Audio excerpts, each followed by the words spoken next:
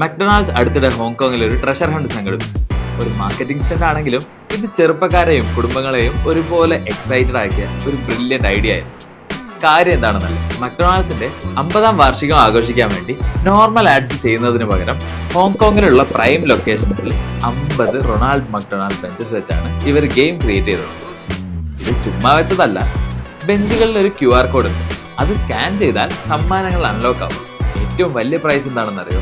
ഒരു വർഷം മുഴുവൻ ഓരോ ദിവസവും ഫ്രീ ബിഗ് മാക് മീൽ. ഈ ക്യാമ്പയിനിലൂടെ മക്ഡൊണാൾഡ്സിന് 2 നേട്ടങ്ങളുണ്ടായി. ഒന്നെന്താണെന്ന് വെച്ചാൽ നൊസ്റ്റാൾജിയ ഹിറ്റ്. മക്ഡൊണാൾഡിന് ബെഞ്ച് കണ്ടപ്പോൾ ചെറുപ്പകാലത്തെ മക്ഡൊണാൾഡ്സ് ഓർമ്മിച്ച് പലരും ബാക്ക് ടു ചൈൽഡ്ഹുഡ് ആയി. രണ്ടാമത്തെ പോയിന്റ് എന്താണെന്ന് വെച്ചാൽ പാസീവ് കസ്റ്റമേഴ്സ് ആയിരിക്കുന്ന ആൾക്കാരെ ആക്റ്റീവ് പാർട്ടിസിപ്പൻസ് ആക്കി മാറ്റാൻ വേണ്ടി ഇവർക്ക് പറ്റി. ചുമ്മാ ആഡ് കണ്ടിട്ട് മൈൻഡ് ചെയ്യാതെ പോകുന്നതിന് പകരം ആൾക്കാർ ട്രഷർ ഹണ്ടിൽ കയറി പാർട്ടിസിപ്പേറ്റ് ചെയ്യാൻ തുടങ്ങി. അങ്ങനെ ഈ ട്രഷർ ഹണ്ടിലൂടെ മക്ഡൊണാൾഡ്സ് അവരുടെ ഹിസ്റ്ററിയെ ഓർമ്മിച്ചു. അതും ഒരു എക്സൈറ്റിംഗ് ഗെയിമിലൂടെ. ബ്രാൻഡ് ലോയൽറ്റിനെ ഒരു ആക്റ്റീവ് സെലിബ്രേഷൻ ആക്കി ഇവർക്ക് മാറ്റാൻ പറ്റി. ഈ സ്ട്രാറ്റജി അടിപൊളിയല്ലേ?